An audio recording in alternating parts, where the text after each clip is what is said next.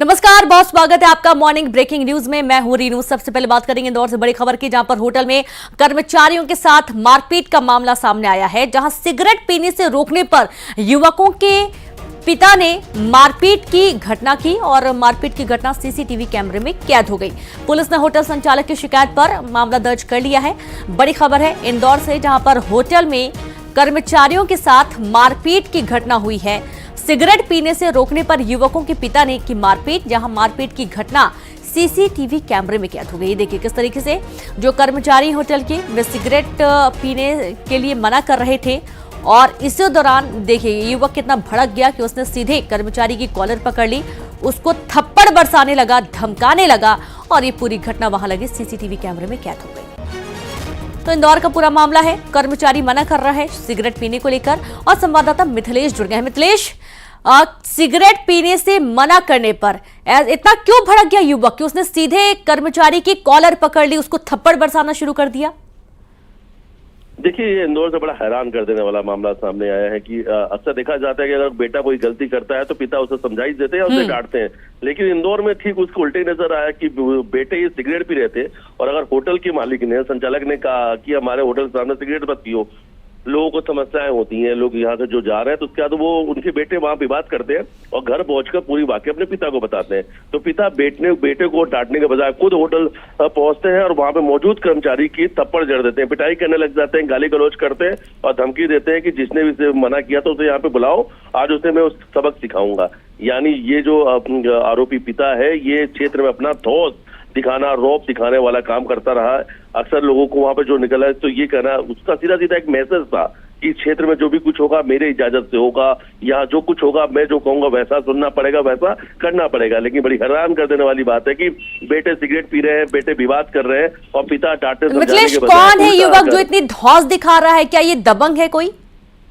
देखिए, अभी तक जो जानकारी सामने आई कि कोई दबंग नहीं है। उसने क्योंकि पास के क्षेत्र में रहता है, जहाँ पे होटल है ठीक पीछे उसका मकान बताया जा रहा है और वहां पर वो पहुंचकर क्षेत्र में रौब झाड़ना चाह रहा था, रौब दिखाना चाह रहा था और मौजूद जो कर्मचारी हैं, जो बाहर से आकर होटल में नौकरी करते हैं, जो उस वक्त मौजूद थे, उसके साथ में पिटाई कर दिया, उसके साथ मारपीट किया, थप्पड़ जड़ दिया। हालांकि पूरे मामले में जैसे ही जो होटल संचालक है जब वो पहुंचते हैं तो उस कर्मचारी को लेकर थाने में जाते हैं और सीसीटीवी के आधार पर पुलिस ने कार्रवाई कर ली है, केस दर्ज कर लिया है। लेकिन अभी तक जो जानकारी सामने आई, सिर्फ धौंस दिखाने के लिए, रौब झाड़ने के लिए उसने घटना को अंजाम दिया। जी, बहुत शुक्रिया आपका जानकारी के लिए मिथिलेश। तो रौब दिखाने के लिए ये इस तरीके की घटना को अंजाम दिया गया है और आप ये देखिए कि इनके जो बच्चे थे वो सिगरेट पी रहे थे। मना करने पर पिता को इतना गुस्सा आ गया कि वो होटल में जाकर दबंगई दिखाने लगा।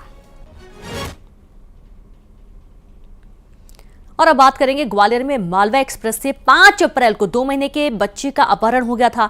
जम्मू से छतरपुर जा रहे बच्चे का अपहरण हुआ था। 7 अप्रैल को एक दंपति ने इंदौर जीआरपी को यह बच्चा सौंप दिया था। इंदौर जीआरपी ने बच्चे को संजीवनी संस्था में पहुंचाया था और अब डीएनए टेस्ट के बाद बच्चे को उसके परिवार को सौंपा जाएगा। अब इंदौर जीआरपी बच्चे को और मां का डीएनए टेस्ट करवाएगी और उसके बाद इस मासूम बच्चे को उसकी मां को सौंप दिया जाएगा। तो ग्वालियर में मालवा एक्सप्रेस से 5 अप्रैल को 2 महीने के बच्चे का अपहरण हो गया था। जम्मू से छतरपुर जा रहे बच्चे का अपहरण हुआ था। 7 अप्रैल को एक दंपति ने इंदौर जीआरपी को यह बच्चा सौंप दिया था। इंदौर जीआरपी ने बच्चे को संजीवनी संस्था में पहुंचाया था और अब डीएनए टेस्ट के बाद बच्चे को उसके परिवार को सौंपा जाएगा। पहले मां और बच्चे का डीएनए टेस्ट होगा और उसके बाद मासूम बच्चे को उसकी मां मिल जाएगी और मां को उसका मासूम 2 महीने का बच्चा मिल जाएगा। और संवाददाता सुशील जुड़ गए हैं। सुशील, ये बहुत ही सराहनीय काम कि जीआरपी जो है, इंदौर जीआरपी ने मासूम बच्चे को बहुत अच्छे से रखा और अब उसको उसकी मां को सौंप दिया जाएगा। ये पूरा वाकया बताएं, कैसे अपहरण हुआ था, फिर कोई दंपत्ति आके जीआरपी पुलिस को ये बच्चा सौंप देते हैं, पूरा घटनाक्रम क्या था ये? अपनी पत्नी और 2 माह के बच्चे के साथ वैष्णो देवी घूमने के लिए गए थे। वहां से लौटते समय 5 अप्रैल की रात मालवा एक्सप्रेस से जब ये लौट रहे थे झांसी के लिए, तो उसी दौरान ग्वालियर और दतिया के बीच में जब इनकी नींद खुली तो बच्चा गायब था और जब बच्चा नहीं मिला तो इन्होंने झांसी उतरकर जीआरपी को सूचना दी। झांसी जीआरपी से ग्वालियर जीआरपी को भी शिकायत मिली, तो उसके बाद इस बच्चे की तलाश हुई, लेकिन बच्चा कहीं नहीं मिला था। और 7 अप्रैल को एक दंपत्ति ने ये 2 माह का बच्चा ले जाकर इंदौर जीआरपी को सुपुर्द किया और बताया कि वो ट्रेन में ये बच्चा पड़ा हुआ था और दो लोग आए थे जो इस बच्चे को ले जाना चाह रहे थे। जीआरपी ने इस बच्चे को लेकर वहाँ जो एनजीओ है उसके पास रखवाया है। उसके बाद जब यहाँ दंपत्ति को सूचना मिली तब ये उमेश अहिरवार और उसकी पत्नी दोनों इंदौर पहुंचे, लेकिन पेच यही है कि इनके पास किसी तरह का कोई दस्तावेज नहीं था इनका जो बच्चा है उसको लेकर। तो जीआरपी ने अब ये फैसला किया है कि बच्चे का और जो माँ है दोनों का डीएनए कराया जाएगा और डीएनए जो रिपोर्ट है वो मैच होने के बाद ही बच्चा इनको सुपुर्द किया जाएगा, क्योंकि ये कानूनी मसला है। इस बच्चे के दस्तावेज ना होने के चलते ये कानूनी प्रक्रिया जीआरपी को और प्रशासन को अपनाना पड़ रही है, क्योंकि चाइल्ड एक्ट का भी इसमें मामला है। तो निश्चित तौर पर अब बच्चा इनको मिल जाएगा, लेकिन पहले जो कानूनी प्रक्रिया पूरी करना है वो जीआरपी करेगी। लेकिन अच्छी बात यह है कि जो 2 माह का बच्चा है जिसका अपहरण हुआ था वो सकुशल बरामद हो गया है। बिल्कुल, और सुरक्षा की भी सख्त जरूरत है ट्रेनों में भी, क्योंकि अगर इस तरीके से मासूम बच्चे गायब हो जाएंगे तो जाहिर सी बात है कि परिजनों के लिए काफी डर का माहौल ट्रेन के माध्यम से भी रहेगा सफर करने में। बहुत शुक्रिया आपका सुशील तमाम जानकारी के लिए। और अब बात करेंगे धार में भोजशाला के सर्वे का 21वां दिन आज है, जहां एएसआई की टीम पहुंची है भोजशाला। हिंदू और मुस्लिम पक्ष के लोग भी शामिल हैं। सुरक्षा के कड़े इंतजाम किए गए हैं और दोनों ही पक्ष भी मौके पर मौजूद रहते हैं हर बार। और आप ये देखिए, जब सर्वे की टीम मौके पर पहुंच रही है, क्योंकि यहाँ पर कुछ जो मजदूर हैं वो भी पहुंच रहे हैं, क्योंकि खुदाई का काम किया जा रहा है और खुदाई के काम के दौरान कुछ जरूरी पुख्ता शिलालेख भी मिले हैं। गौमुख की भी एक झलक सामने आई है। हालांकि पूरे जो तथ्य हैं उनको संरक्षित कर लिया गया है और रिपोर्ट में इस बात का खुलासा होगा। धार की भोजशाला का लगातार सर्वे जारी है। एएसआई की टीम लगातार धार की भोजशाला का सर्वे कर रही है। सर्वे का आज 21वां दिन है और 21वें दिन का सर्वे आज शुरू हो चुका है। एएसआई की टीम भोजशाला में प्रवेश कर चुकी है। साथ ही हिंदू और मुस्लिम पक्ष के लोग भी उनके साथ मौजूद है। वहीं कुछ वर्कर भी उनके साथ में है जो सर्वे के कार्य में उनकी हेल्प करवा रहे हैं। तो सर्वे में अभी तक क्या क्या हुआ है ये सबसे पहले हम आपको बताना चाहेंगे कि सर्वे में भोजशाला के पिछले वाले हिस्से में 3 स्थानों पर खुदाई हुई है और खुदाई में कई चीज़ें निकलकर सामने आई है। सबसे पहले बताना चाहेंगे कि खुदाई में जो है दीवार जो है वो निकली है, तो दीवार के साथ ही एक पिलर बेस भी खुदाई में निकला है। वहीं अंदर जो है सीढ़ियाँ भी निकली है। तो इस प्रकार से ये पूरा सर्वे जो है चल रहा है। इसके साथ ही भोजशाला के अंदर और बाहर दोनों जगह सर्वे किया जा रहा है। भोजशाला की 50 मीटर की परिधि में यह पूरा सर्वे कार्य किया जा रहा है। साथ ही भोजशाला के अंदर भी सर्वे जारी है। साथ ही बताना चाहेंगे कि भोजशाला की बाहर वाली दीवार से गोमुख भी मिला है। पूरे शहर में सुरक्षा और ज़्यादा की गई है। सुरक्षा बल बढ़ाया गया है, सुरक्षा कर्मी बढ़ाए गए हैं और पूरे शहर में चप्पे चप्पे पर सुरक्षा के पुख्ता इंतजाम किए हैं। अभी हम भोजशाला में मौजूद हैं और आप हमारे पीछे देख सकते हैं कि किस प्रकार से जो है यहाँ पर सुरक्षाकर्मी सुरक्षा में तैनात हैं। इसके साथ ही पूरे शहर में भी सुरक्षा के कड़े इंतजाम किए गए हैं। कैमरा पर्सन रवि के साथ नवीन मेहर, न्यूज़ 18 धार। लोकसभा के रण में आज एमपी में दिग्गजों का दौरा है, जहां केंद्रीय गृह मंत्री अमित शाह आज मंडला, शहडोल, सीधी और सीहोर में चुनावी प्रचार करेंगे। दोपहर 12:45 पर अमित शाह मंडला में रपटा घाट पर मां नर्मदा के दर्शन और पूजन करेंगे और बाद में 1:30 बजे पुलिस ग्राउंड में जनसभा को संबोधित करेंगे शाह। इसके बाद दोपहर तकरीबन 2:15 बजे वो शहडोल में जनसभा को संबोधित करेंगे। साथ ही सीधी के लिए रवाना हो जाएंगे और दोपहर 3:30 बजे सीधी के चुरहट में जनसभा करेंगे। शाम 4:30 बजे वो जबलपुर के सिहोरा विधानसभा क्षेत्र में आयोजित सभा को संबोधित करेंगे। सीएम डॉक्टर मोहन यादव भी गृह मंत्री अमित शाह के साथ चुनावी जनसभा में शामिल रहेंगे। तो इस तरीके से आज का जो पूरा शेड्यूल है बीजेपी के कद्दावर नेता केंद्रीय मंत्री अमित शाह का ये पूरा शेड्यूल आपको बता रहे हैं। आज मध्य प्रदेश का महत्वपूर्ण दौरा है। तो लोकसभा का रण और दिग्गजों का दौरा लगातार जारी है। जो बीजेपी के महत्वपूर्ण चेहरे स्टार प्रचारक हैं वो लगातार एमपी के दौरे पर आ रहे हैं और सीधे रुख करेंगे। संवाददाता शैलेंद्र भदौरिया जुड़ गए हैं। शैलेंद्र, आज पूरा शेड्यूल सामने आ चुका है। आज पूरा दिन मध्य प्रदेश में ही बिताने वाले अमित शाह।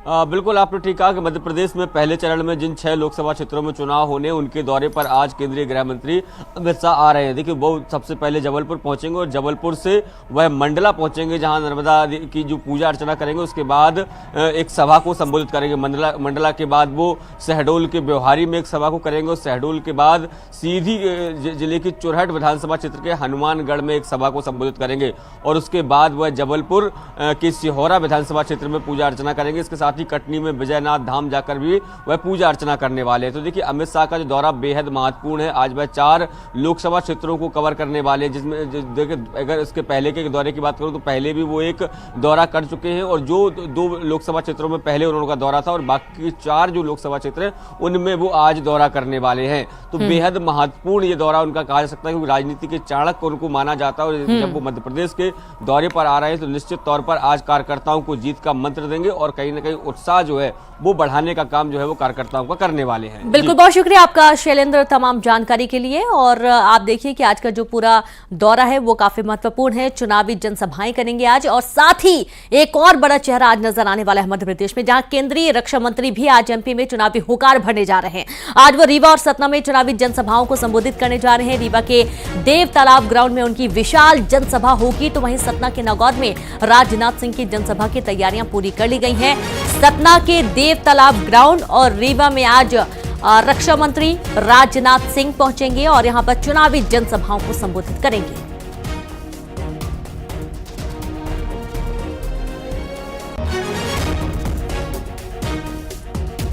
तो रक्षा मंत्री राजनाथ सिंह का चुनावी दौरा और एक बार फिर शुरू करेंगे। शैलेंद्र के पास चलेंगे। शैलेंद्र, रीवा और माफ कीजिएगा सतना और नागौद के 2 बड़े क्षेत्र जहां पर आज चुनावी जनसभा करने जा रहे हैं रक्षा मंत्री राजनाथ सिंह, और अब ये भी हम देख पा रहे हैं कि मध्य प्रदेश में बीजेपी के स्टार प्रचारकों का लगातार दौरा हो रहा है, जिनमें राजनाथ सिंह का भी नाम शामिल है। शैलेंद्र,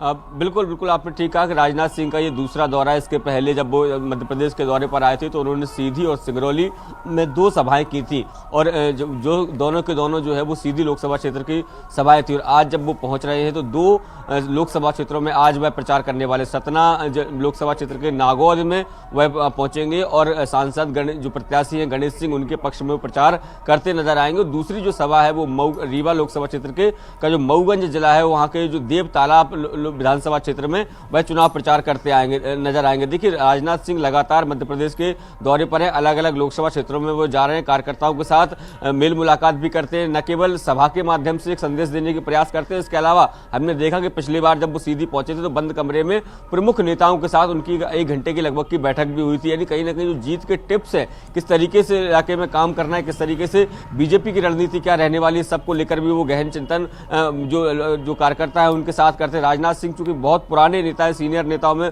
वो शुमार किए जाते हैं और मध्य प्रदेश में लगातार वो दौरे कर रहे हैं।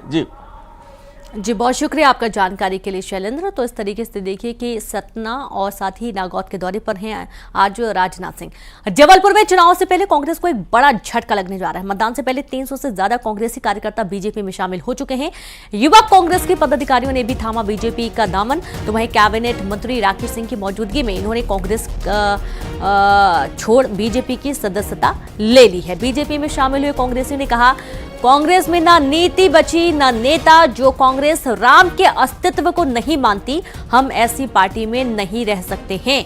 ये आरोप कांग्रेस के ही नेताओं ने कांग्रेस पार्टी पर लगाया और कांग्रेस को छोड़ बीजेपी के साथ आ चुके हैं।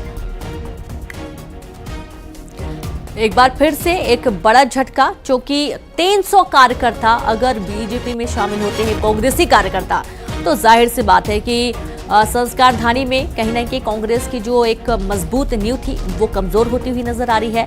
बीजेपी में शामिल हो चुके हैं 300 से ज्यादा कार्यकर्ता। युवा कांग्रेस के पदाधिकारियों ने भी कमल का दामन थाम लिया है।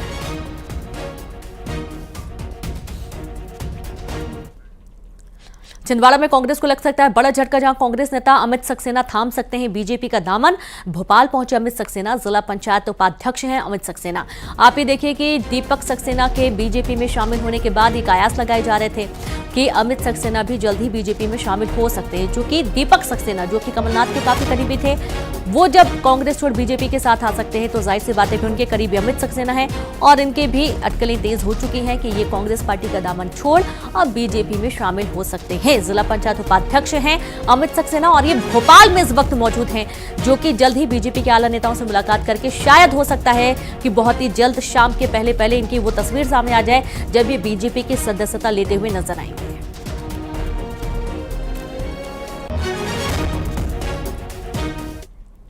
और अब बात करेंगे विदिशा से बड़ी खबर की। पूर्व सीएम शिवराज सिंह ने कांग्रेस से बीजेपी में आए नेताओं की तुलना अब विभीषण से कर दी है। पूर्व विधायक शशांक भार्गव और पूर्व जिला अध्यक्ष राकेश कटारी को बताया विभीषण। चुनाव प्रचार के दौरान मंच पर बोल रहे थे शिवराज सिंह चौहान, जैसे विभीषण को पता था रावण पर कहां वार करना है, वैसे ही शशांक भार्गव और राकेश कटारी को पता है विदिशा में कांग्रेस पर कहां वार करना है।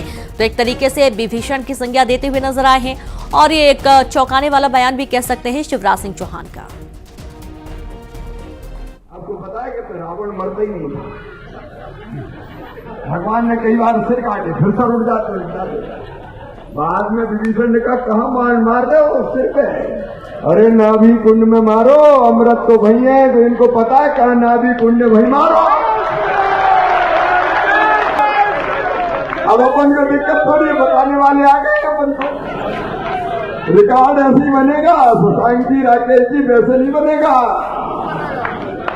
और इसलिए अब अपन को सारी चीजें पता चल जाएंगी। न्यूज 18 एमपी छत्तीसगढ़ के दर्शकों के लिए शानदार मौका है। देश प्रदेश दुनिया की हर खबर देखने के साथ ही आप शानदार इनाम भी जीत सकते हैं और इसके लिए बस आपको देखते रहना है न्यूज 18 एमपी छत्तीसगढ़। पहचान कौन कॉन्टेस्ट के आसान सवालों के देने हैं जवाब और आप जीत सकते हैं एक से बढ़कर एक गिफ्ट। सुबह 7 से 9, दोपहर 12 से 2 और शाम 7 से 9 बजे का वक्त आप दर्शकों के लिए होगा बेहद खास, जब न्यूज 18 मध्य प्रदेश छत्तीसगढ़ पर खबर भी मिलेगी और इनाम भी एक साथ। न्यूज 18 पहचान कौन कॉन्टेस्ट में हिस्सा लीजिए और इन समयों पर दिखाई जा रही खबरों के बीच पूछे गए आसान से सवालों का जवाब दीजिए। सही जवाब जिताएगा शानदार इनाम। रजिस्टर करने के लिए QR कोड स्कैन करें या इस नंबर पर मिस कॉल दें। खबर देखिए, इनाम जीतिए, सिर्फ न्यूज 18 मध्य प्रदेश छत्तीसगढ़ पर। पहचान कौन कॉन्टेस्ट में सवाल है एमपी के 1 साल 3 महीने 3 दिन के मुख्यमंत्री कौन हैं? और ये तस्वीर देखकर आप खुद अंदाजा लगाए कि कौन से नेता हैं जो कि एमपी के पूर्व सीएम भी रह चुके हैं। QR कोड स्कैन कर सकते हैं या फिर नंबर पर आप मिस्ड कॉल करके भी जवाब दे सकते हैं। छोटा सा ब्रेक लेंगे, जल्द लौटेंगे।